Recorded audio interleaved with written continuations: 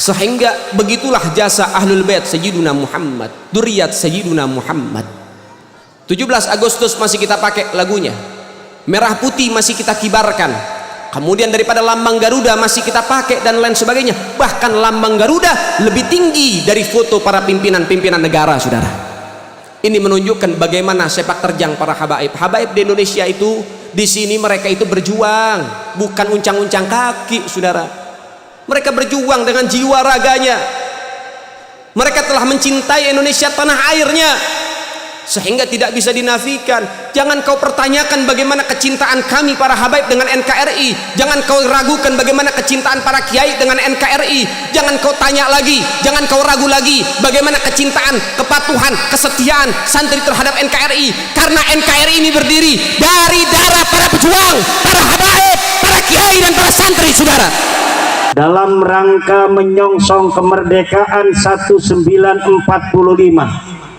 tidak ujuk-ujuk 1945 lahir, kecuali sebelumnya ada kebangkitan nasional, kebangkitan dari seluruh putra-putri Indonesia. Apa itu kebangkitan nasional? Adalah kesadaran bahwa hari ini kita dijajah, kesadaran bahwa masa lalu kita adalah bangsa besar, kesadaran leluhur kita adalah para raja-raja agung, kesadaran bahwa Nusantara adalah peradaban tua di dunia, kemudian dikikis habis oleh para penjajah, kemudian menjadi jajahan puluhan tahun bahkan ratusan. 1901 lahirlah putra sang fajar Insinyur Soekarno di Surabaya, yang kemudian pada tahun 1905 terbentuk Syarikat Islam, kemudian Budi Utomo. Di situ kebangkitan nasional artinya adalah kesadaran bahwa kita bangsa besar yang kalau kita melawan dan kalau kita sadar hari ini kita dijajah, maka kita akan bisa mengalahkan musuh, bahkan mengusirnya dengan kehinaan.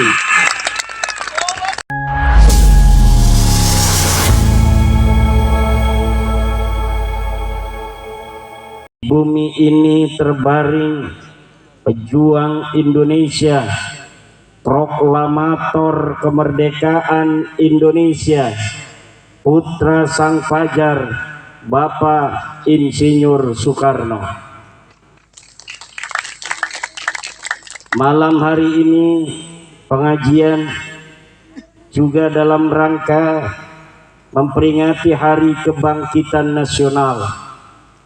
Hari Kebangkitan Nasional diperingati tanggal 20 Mei. Pada hari itu, pada tahun 1908, terbentuklah Budi Utomo. Sebelumnya terbentuk Syarikat Islam pada 1905. Kemudian terbentuk Budi Utomo 1908. Kemudian terbentuk pula Muhammadiyah 1912. Kemudian terbentuk Nahdlatul Ulama 1926. Dalam rangka menyongsong kemerdekaan 1945. Tidak ujuk-ujuk 1945 lahir, kecuali sebelumnya ada kebangkitan nasional, kebangkitan dari seluruh putra-putri Indonesia. Apa itu kebangkitan nasional? Adalah kesadaran bahwa hari ini kita dijajah, kesadaran bahwa masa lalu kita adalah bangsa besar, kesadaran leluhur kita adalah para raja-raja agung, kesadaran bahwa Nusantara adalah peradaban tua di dunia, kemudian dikikis habis oleh para penjajah, kemudian menjadi jajahan puluhan tahun bahkan ratusan. 1901 lahirlah putra sang fajar Insinyur Soekarno di Surabaya, yang kemudian pada tahun 1905 terbentuk Syarikat Islam, kemudian Budi Utomo. Di situ kebangkitan nasional artinya adalah kesadaran bahwa kita bangsa besar yang kalau kita melawan dan kalau kita sadar hari ini kita dijajah, maka kita akan bisa mengalahkan musuh, bahkan mengusirnya dengan kehinaan.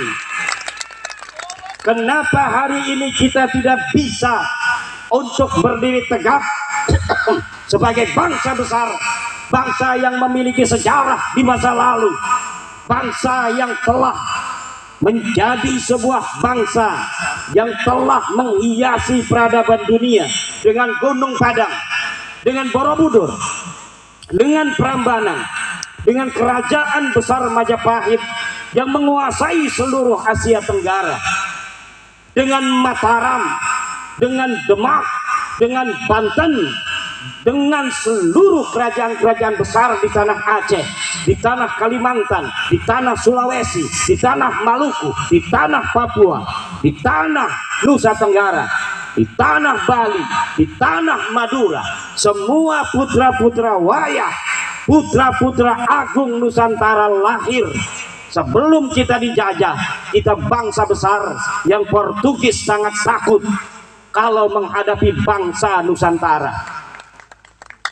Negara-negara Eropa pertama kali datang ke Indonesia ini, mereka menjadi orang yang nervous. Mereka tidak pede menghadapi bangsa Nusantara. Kenapa? Karena bangsa Nusantara ini bangsa yang telah mendapatkan anugerah, diberikan kecerdasan otak. Industri perkapalan kita lebih hebat pada abad ke-15 daripada Eropa. Kapal-kapal Jepara, kapal-kapal Demak, kapal-kapal Banten itu lebih besar daripada kapal-kapal Portugis. Kemudian mereka datang ingin berteman, mereka datang dengan sopan santun. Lama-lama mereka menguasai perdagangan, lama-lama mereka menguasai pelabuhan, lama-lama mereka menjalin kerjasama dengan londo-londo ireng, dengan pengkhianat-pengkhianat bangsa. Akhirnya pengkhianat-pengkhianat bangsa itu yang juga bangsa kita, sebagian mungkin turunan zaman dulunya dia bukan orang Indonesia, itu pengkhianat-pengkhianat. Akhirnya mereka bekerja sama dengan Portugis, bekerja sama dengan Belanda, mengajak kibin-kibin Belanda, mengajak kibin-kibin Portugis untuk membangun kekuatan ekonomi di Indonesia yang dulu bernama Nusantara. Kemudian terpecah belahlah bangsa Indonesia. Sesungguhnya bangsa Indonesia ini bangsa kuat, yang apabila tidak bisa dipecah belah, maka bangsa Indonesia tidak akan bisa dikalahkan oleh siapapun, saudara. Kenapa kita bisa dijajah? Karena dulu kita mudah dipecah belah. Kenapa mudah dipecah belah? Karena kita semuanya pengen jadi ketua, pengen jadi pemimpin, betul? Kalau kita saling menjaga, kalau kita saling menyayangi, agama kita boleh berbeda, saudara. Kita tetap saudara, DNA-nya tetap DNA Nusantara. Kita mayoritas sebagai Islam, tugas kita melindungi yang minoritas.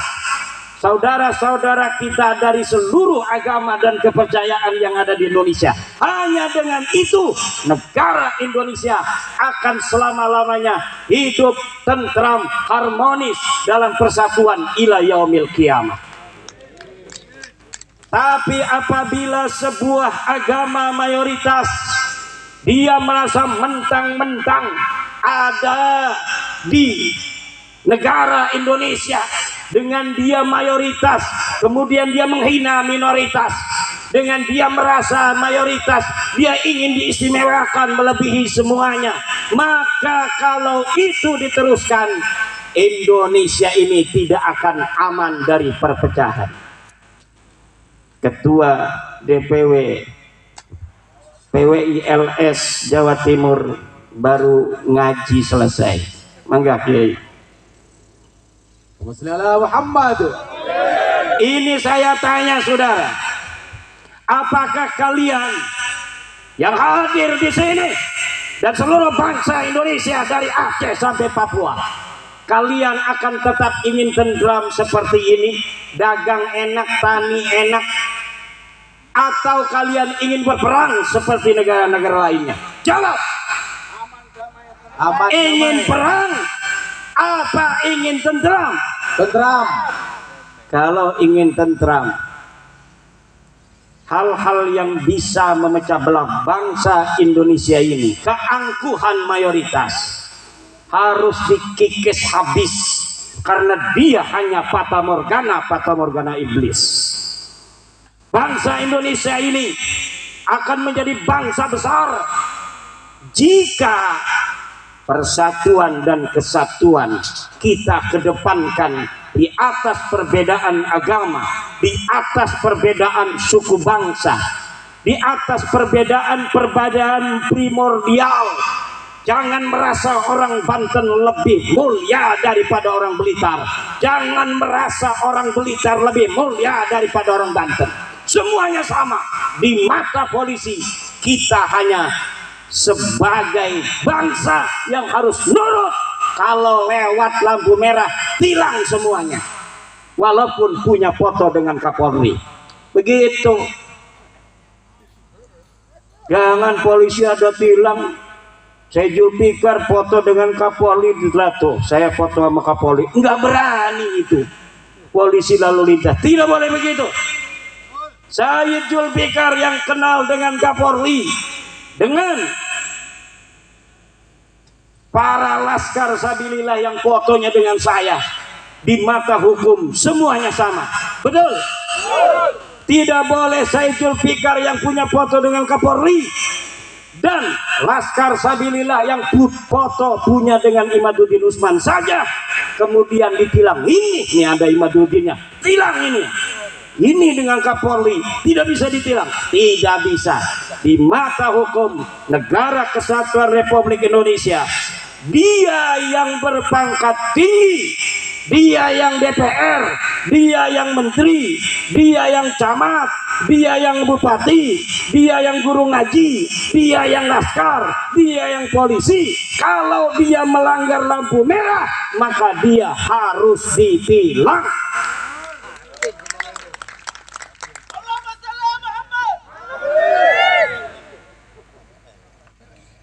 Tidak boleh hukum tajam ke atas, tumpul ke bawah. Salah nggak?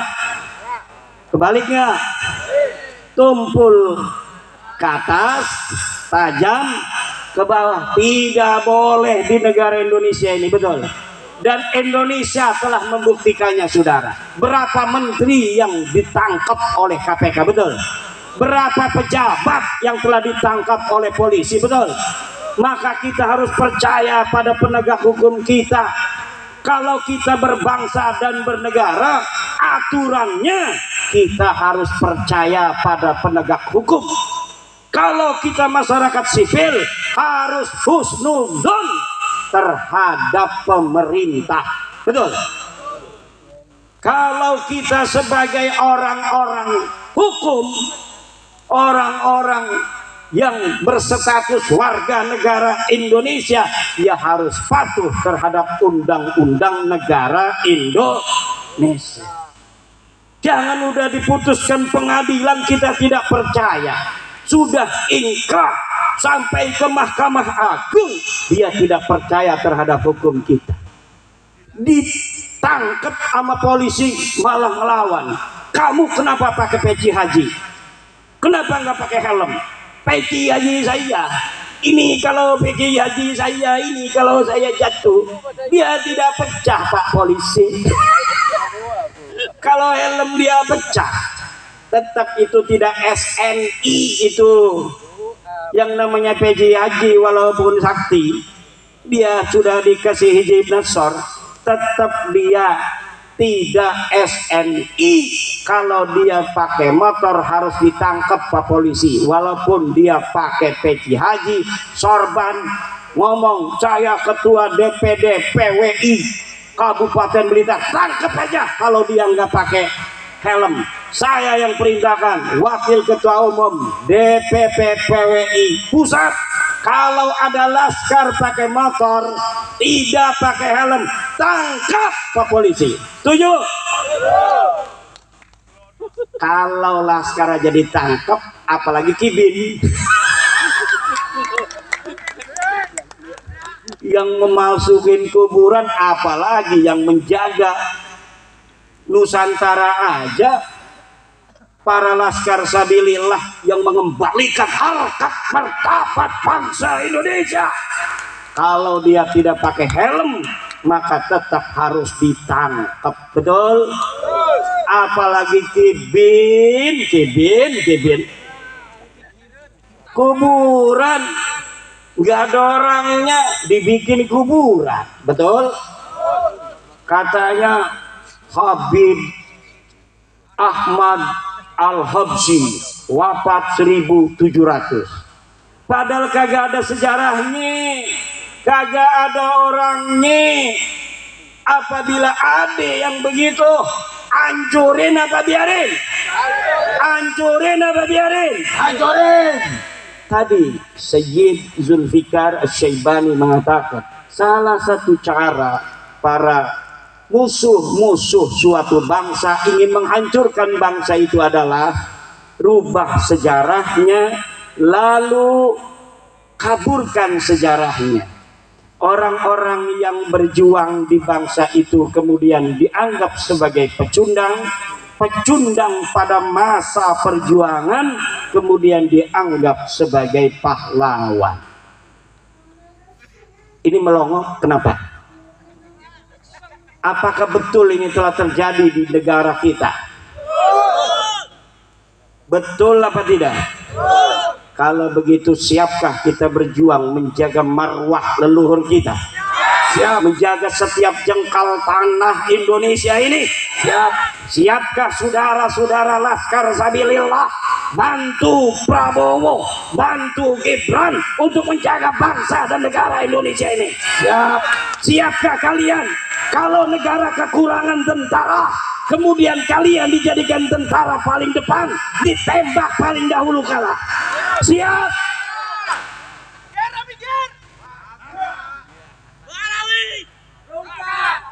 Buat apa kalian asah hikip tiap hari kalau ketika bangsa dan negara ini membutuhkan, kalian tidak berani berada di paling depan untuk menjaga kemuliaan dan kehormatan bangsa dan negara kita Indonesia ini? Tidak ada artinya kita hidup tanpa mempunyai peran yang signifikan dan bermanfaat untuk tanah kita, untuk masyarakat kita. Man lam yahtamma bi amril muslimina falaysa minhum. Siapa orang yang tidak mempunyai kepedulian terhadap urusan orang-orang muslim, falaysa minhum, maka dia bukan termasuk golongan orang Islam. Umat Islam dijadikan budak oleh orang-orang yang mengaku keturunan Nabi, tapi dia diam. Bahkan dia mengatakan, hei PWILS, kalian jangan mencaci, kalian jangan mencaci orang, jaga persatuan, jaga kesantunan. Hei, kalau sama PWILS Anda bilang kita harus jaga kesantunan, kenapa Anda diam ketika Rizik Syihab mencaci maki presiden saya Joko Widodo? Kenapa Anda diam ketika Rizik Syihab mencaci maki waliullah Gus Dur radhiyallahu anhu? Kenapa Anda diam ketika Nahdlatul Ulama dihinakan oleh siapa namanya? Faisal Assegaf. Ketika Mbah Hasim dihinakan Anda diam. Lalu ketika kami putra putri Nahdlatul Ulama membalas semua itu, Anda katakan Anda bukan NU karena Anda mencaci maki saya mencaci maki, kita Laskar Sabilillah mencaci maki bukan orang baik, tapi orang yang sukanya mencaci maki. Wa in aqabtum fa'aqibu bimisli ma uqibtum bih. Kalau engkau mau balas, kata Al-Quran, maka balas sebagaimana perbuatan mereka. Dan kita belum seleting balasannya, ini belum selesai, saudara. Betul apa tidak? Sudah banyak yang mereka lakukan, menghina-hina para pemimpin kita, para ulama kita. Betul? Kita hanya ngomong, kamu bukan cucu Nabi, katanya mencaci maki. Kamu DNA-nya bukan DNA turunan Nabi, kamu bukan orang Arab, marah. Padahal itu kajian ilmiah, saudara. Ini ada kitabnya di abad kelima. Ahmad bin Isa kagak punya anak, Ubed. Ada kitab Tahdhibul Ansab, saudara. Ada kitab Muntaqilatul Talibiyah.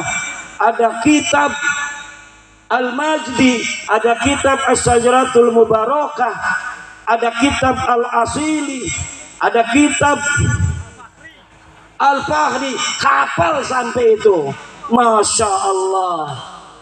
Ini bukan fitnah, saudara. Kalau ente bukan cucu Nabi, sadar aja.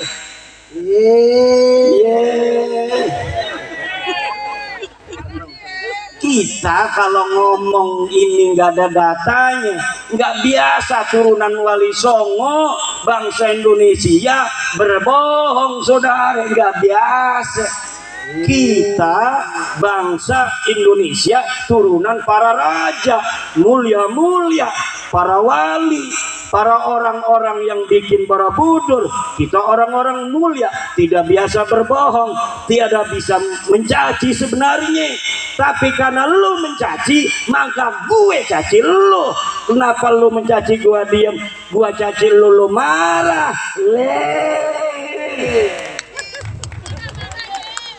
Gimana urusannya ini? Ngajak-ngajak perang sama cucu panglima perang. Aneh apa kagak? Ngajak perang sama cucu pahlawan nasional panglima perang. Aneh apa kagak? Aneh apa kagak? Yang nantang perang cucu panglima perang? Bukan. Apa diamannya dulu panglima perang? Nggak ada sejarahnya. Apa dia itu di sana itu pernah keluarganya berperang mempertahankan negara? Tidak ada. Sudah saya teliti, mereka, keluarga mereka tidak pernah sekalipun turun di medan perang. Ketika Al-Qatiri di Yaman berperang dengan Al-Quwaiti, mereka ngilang. Ketika merdeka Indonesia, setelah sebelumnya kita bangkit sebagai bangsa Indonesia, mempunyai kesadaran bahwa kita sedang dijajah, lahir Budi Utomo, lahir Syarikat Islam, lahir Muhammadiyah, lahir Nahdlatul Ulama, Sumpah Pemuda 1928. Kita sebagai bangsa Indonesia bersatu, satu bangsa Indonesia, satu bahasa Indonesia, satu negara Indonesia. Lu ada di mana? Lu ada di mana? Kagak ada, saudara. 1945 Surabaya berkobar. Di Ampel itu banyak itu Belawi. Apa ada satupun yang kemudian terdeteksi bahwa dari ribuan mayat-mayat putra-putri Surabaya, putra-putri Blitar, Tulung Agung, itu Kediri, Tuban, apa di situ ada yang mukanya mirip India? Kagak ada. Yang ada putra-putri Surabaya yang meregang nyawa demi bangsa dan negaranya. Yang ada adalah putra-putri Banyuwangi, Bojonegoro, Tulung Agung, Blitar, Kediri, dan lain sebagainya di Jawa Timur. Dan ada satu putra dari Cirebon yang pasukan santri Karena waktu perang itu saudara, waktu di Surabaya itu berbagai macam pasukan. Pasukan nasional, pasukan pemuda, pasukan pemuda Hindu, pasukan pemuda Buddha, pasukan Kristen, pasukan santri. Pasukan santri Nahdlatul Ulama dipimpin oleh siapa panglima perangnya? Sayyid Abbas Buntet, kakeknya Gus Abbas Buntet. Beliau belum datang, Mbah Hasyim Asy'ari. Tunggu dulu, tunggu Ki Abbas dari Cirebon sampai dia datang.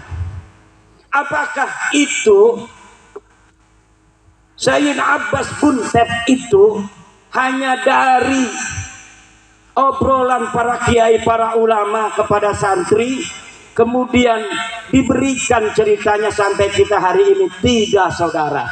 Perjuangan Ki Abbas Buntet ditulis di majalah The New York Times dari Amerika, ditulis di koran-koran Belanda, koran-koran Inggris, semua datanya lengkap.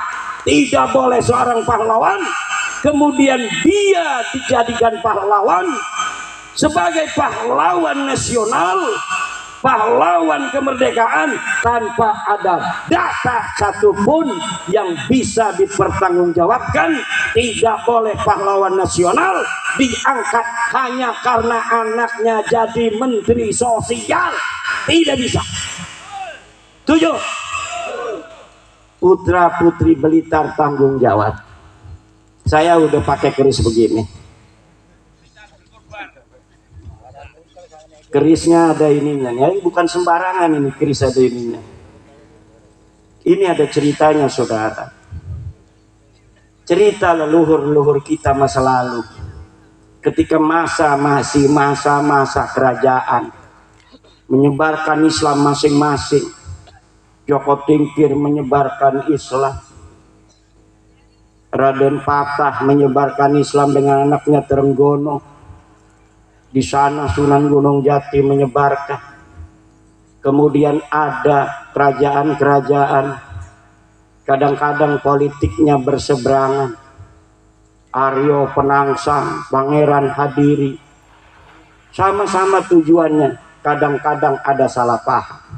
Karena apa? Beda kerajaan, betul? Maka sekarang ini sudah Indonesia, kita nyaman, tentrem, betul? Jangan sampai berbalik lagi pada masa-masa zaman dahulu kala jadi kerajaan-kerajaan. Nanti saya datang ini, pangeran dari Banten, pangeran Pasuruan, pangeran dari mana itu? Surabaya ya.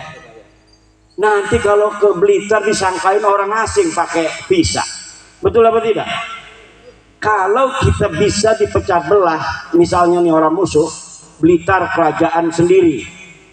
Kayak di Eropa itu tidak terlalu besar, tapi negaranya banyak, kecil-kecil tapi banyak. Naik kereta aja kita sudah melewati negara lain, tapi harus pakai visa. Jangan sampai di Indonesia seperti itu. Setuju? Siap kita jaga Indonesia selama-lamanya. Kalau siap, kita sebagai mayoritas harus siap melindungi minoritas. Kita sayangi yang beragama-agama lain. Hidayah itu datangnya dari Allah Subhanahu wa ta'ala. Kita tampilkan Islam yang santun, Islam yang sejuk, Islam yang menjadi rahmat bagi semua alam. Betul?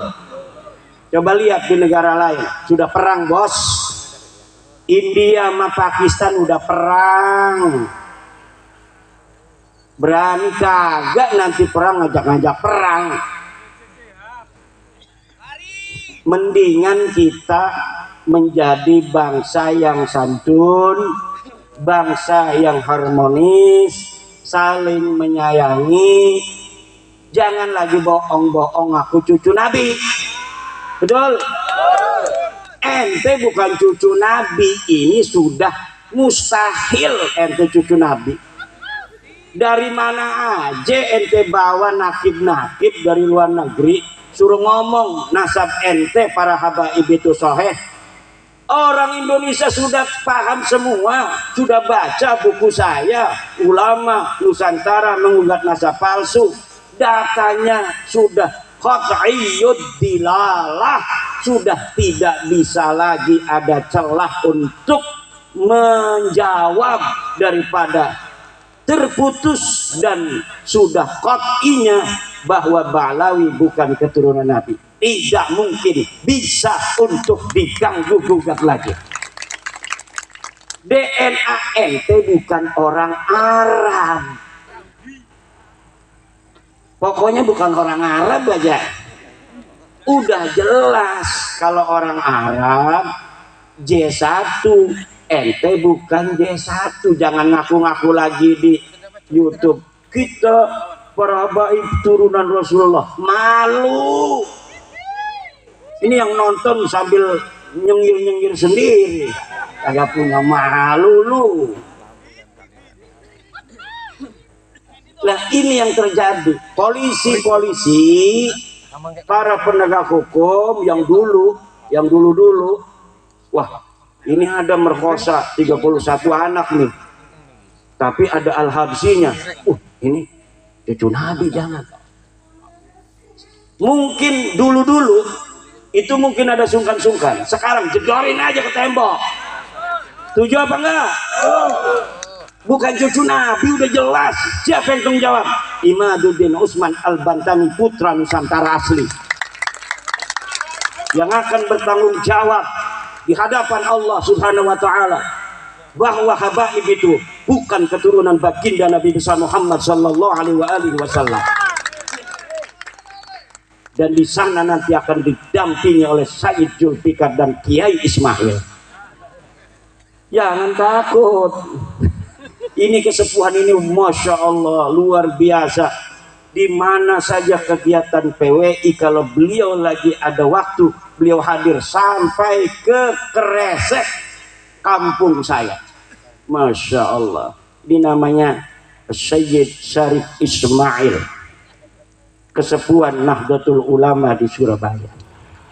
Ini Nahdlatul Ulama kita jaga, tapi Nahdlatul Ulamanya harus kembali ke ajaran Wali Songo. Betul? Bagaimana kembali ke ajaran Wali Songo? Yaitu menomorsatukan Nusantara di atas segalanya. Menomorsatukan Nusantara di atas segalanya. Semuanya yang harus dilakukan Nahdlatul Ulama adalah demi sebesar-besar tegaknya persatuan dan kemuliaan bangsa Indonesia. Jangan biarkan warga Nahdlatul Ulama dijadikan budak oleh bangsa lainnya. Jangan jadikan warga Nahdlatul Ulama seperti ayam yang dilemparkan ke mulut buaya. Kenal Kiai Syukran Mamun? Jawab yang keras. Kenal Kiai Syukran Mamun? Kata Kiai Syukran Mamun, kalau ada yang mengaku cucu Nabi, kita muliakan walaupun dia bohong. Kata Kiai Syukran Mamun, karena apa? Karena bohongnya itu urusan dia di hadapan Allah. Tapi dengan dia mengaku cucu Nabi, kemudian kita muliakan, niat kita memuliakan Nabi, kita tetap dapat pahala. Ini walaupun mungkin ada benarnya sedikit, walaupun ada benarnya sedikit, yang banyak itu salah dan pembodohan umat. Karena ini sama saja melemparkan ayam di mulut buaya yang sedang menganga. Betul apa tidak?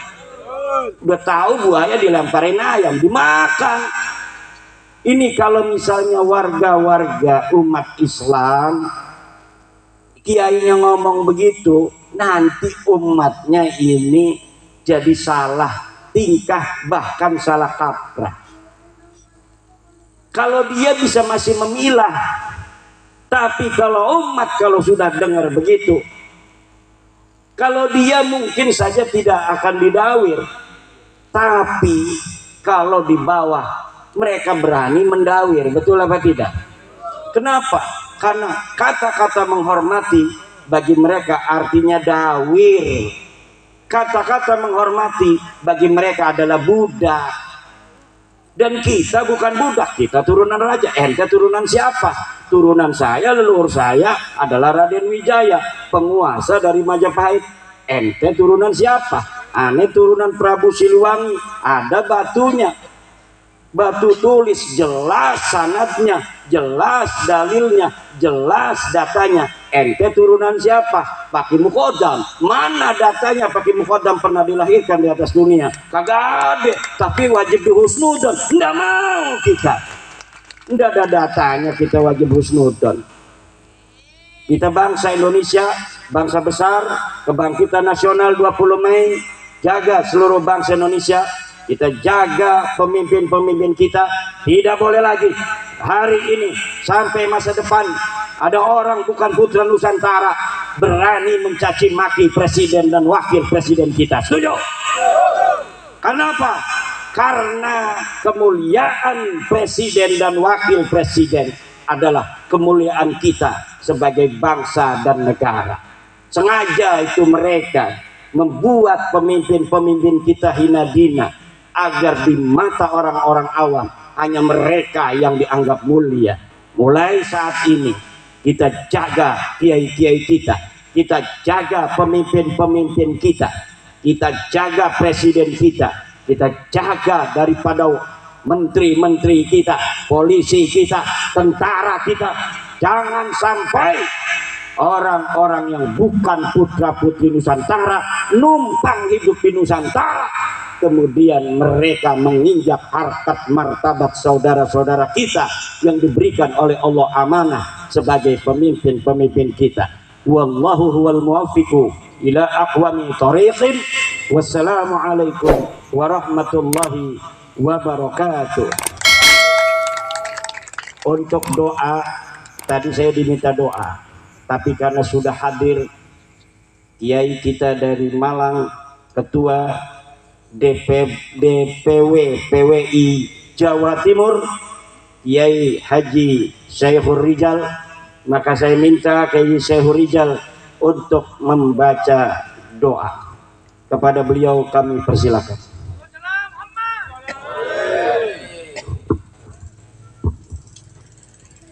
La hadhihi biniyatin shalihat. Al-Fatihah.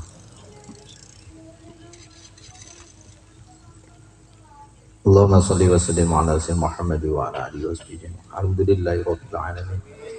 Allahumma salli ala sayyidina Muhammad salatan taqulu li kulli usrin yusra wa li kulli hammin farajan wa li kulli saqamin shifaan wa li kulli da'in dawa'an wa kulli maradin sihhatan wa li kulli faqirin ghaniyan wa ala alihi wa habbi ilaina al-iman wa zid fi qulubina wa kari kufra wal fusuq wal isyan min rasidin bi rahmatika ya arhamar rahimin.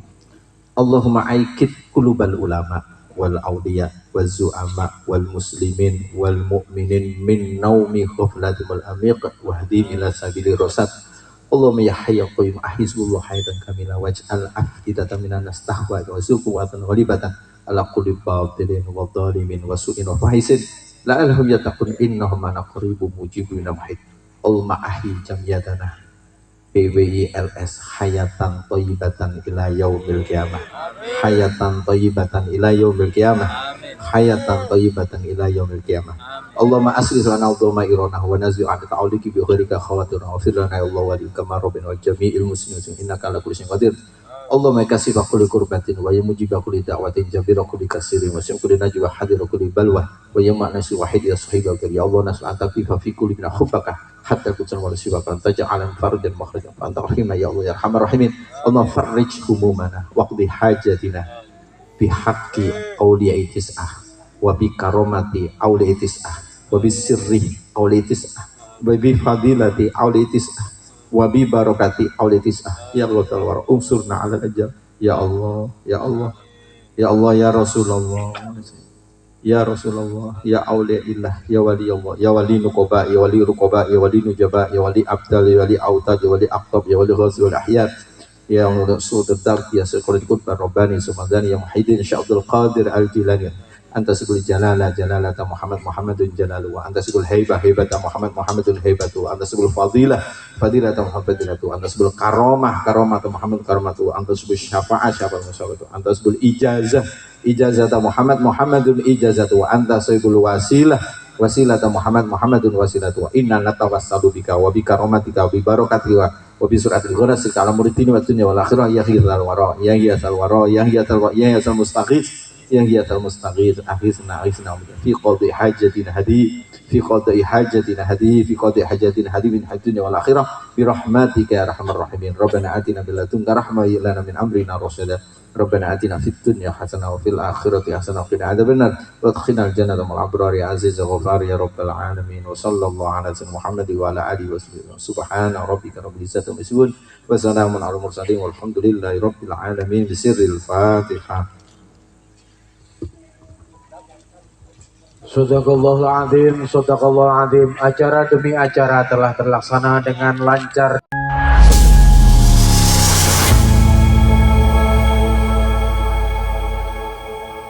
Itulah tadi ceramah yang sangat luar biasa dari Kiai Haji Imaduddin Usman Al-Bantani yang membantah doktrin-doktrin dari para kabib-kabib yang ada di Indonesia. Semoga saja mungkin yang masih percaya dengan khurafat para kabib-kabib yang ada di Indonesia, semoga segera sadar. Bagaimana menurut pendapat teman-teman semua? Silahkan lanjut di kolom komentar. Terima kasih selalu support Arman Al-Fatih. Kita jumpa lagi di video selanjutnya. Assalamualaikum warahmatullahi wabarakatuh.